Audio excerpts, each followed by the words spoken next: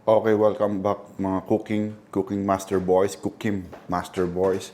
Gagawa tayo ng very quick dessert. Ang tawag dito ay binatog. Walang binatog dito sa Canada, so meron kami na-discover.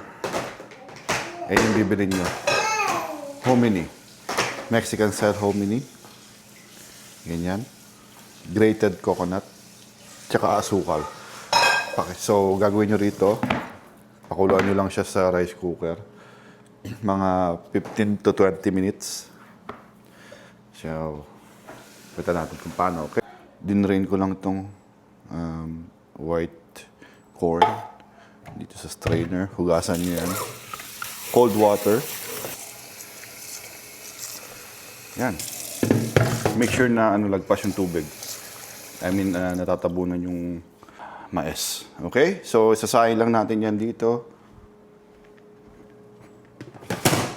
Yan.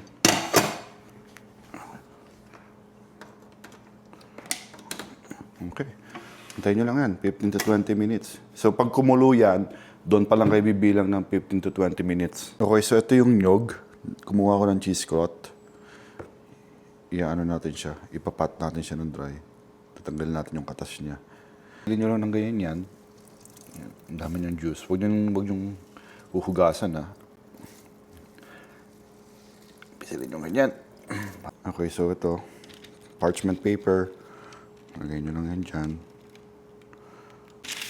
Spread out nyo lang.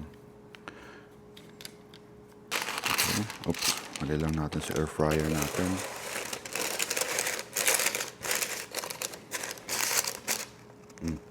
Yan, dehydrate.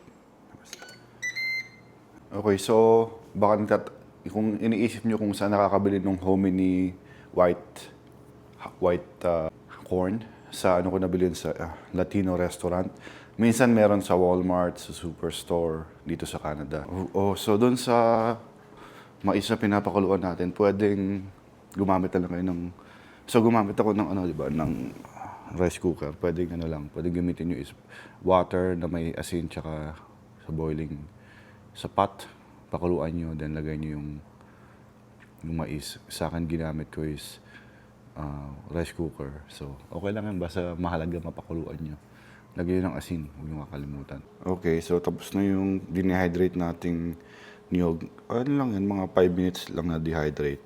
Okay, so tapos na natin ma-drain tong corn. Assemble lang natin. So, lagay nyo lang dyan.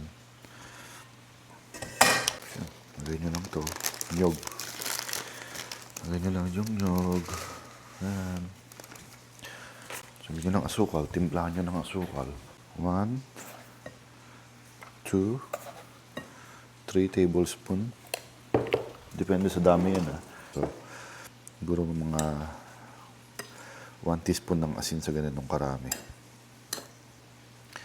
Hindi nyo lang yan. Ayan na. Tapos na yan.